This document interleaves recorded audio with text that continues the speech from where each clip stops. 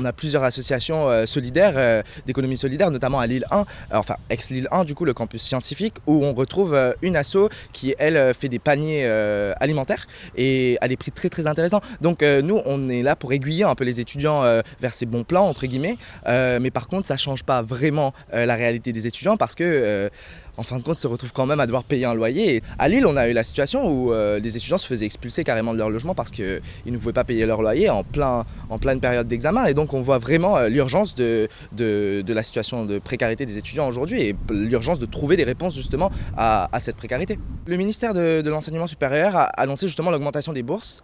Nous, on dénonce justement cette augmentation parce que c'est une augmentation qui a été faite juste pour augmenter les bourses avec aucune analyse vraiment de la situation étudiante aujourd'hui. Nous, on demande une refonte globale du système d'aide sociale parce que là, on vient de voir que les tickets de restaurants universitaires ont augmenté.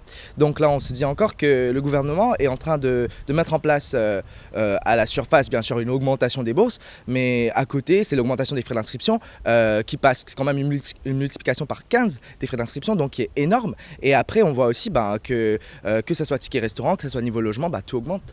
Donc les étudiants, ils sont perdants toujours dans tout ça. On se pose quand même des questions parce qu'aujourd'hui on voit que les étudiants ils vivent constamment dans cette situation de précarité et je pense qu'à l'UNEF on a vraiment la conviction que les étudiants ils méritent de la dignité pour faire leurs études et aussi des conditions vivables parce qu'aujourd'hui un étudiant sur deux se retrouve à travailler et ça c'est pas normal parce que c'est la première cause d'échec à l'université. On est presque à un étudiant sur deux. Donc c'est quand même énorme quand on réalise que le salariat étudiant est bien la première raison de l'échec à l'université. Et donc c'est un cercle vicieux parce que les étudiants ils finissent par arriver à l'université, ils trouvent qu'ils n'ont pas les moyens de payer leurs études, du coup ils travaillent et ils échouent leurs années et après ils doivent refaire une année, donc ça continue comme ça.